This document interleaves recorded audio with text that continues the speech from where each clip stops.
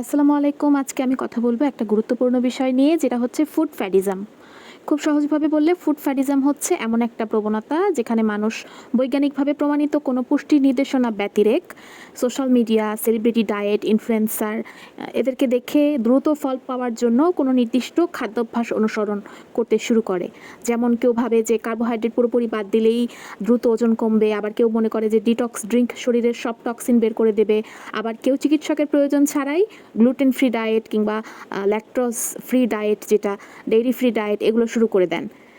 এগুলো কিন্তু বৈজ্ঞানিকভাবে সবসময় সঠিক না, আর এই কনসেপ্টটাই হচ্ছে ফুড ফ্যাডিজম। WHO বা বিশ্ব স্বাস্থ্য সংস্থা সুস্থ খাদ্যাভ্যাস সম্পর্কে খুব পরিষ্কারভাবে হেলদি ডায়েট মানে হলো বৈচিত্র্যময়, সুষম এবং পর্যাপ্ত পরিমাণে খাদ্য থাকবে। অর্থাৎ আমার শরীরে যেমন ফলমূলও প্রয়োজন, তেমনি শাকসবজি, হোল গ্রেইন, ডাল, বাদাম এগুলোও প্রয়োজন, কিন্তু এগুলো একটা নির্দিষ্ট মাত্রায় প্রয়োজন।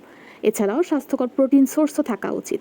WHO কখনোই অকারণে কোনো সম্পূর্ণ একটি ফুড গ্রুপ বাদ দিতে কিন্তু বলে না, যদি না তার পিছনে কোনো চিকিৎসাগত কারণ থাকে। কারণ আমাদের সবার শরীরের প্রতিটি পুষ্টি উপাদানের এক একটা আলাদা ভূমিকা আছে। মেটাবলিজমে প্রত্যেকটি পুষ্টি উপাদান একটি আলাদা রোল প্লে করে। তো একটাকে বাদ দিলে শরীরে ঘাটতি তৈরি হতে পারে।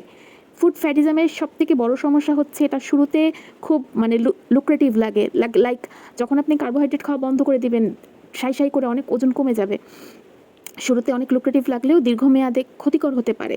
হ্যাঁ, এতে শরীরের ভিটামিন এবং মিনারেলের ঘাটতি হতে পারে, দুর্বলতা হতে পারে, তারপর হরমোন ইমব্যালেন্স হতে পারে। এছাড়া বিভিন্ন রকম হজমের সমস্যা কিংবা মানসিক অবসাদ, এমনকি খাদ্য নিয়ে অযথা ভয়ও তৈরি হতে পারে।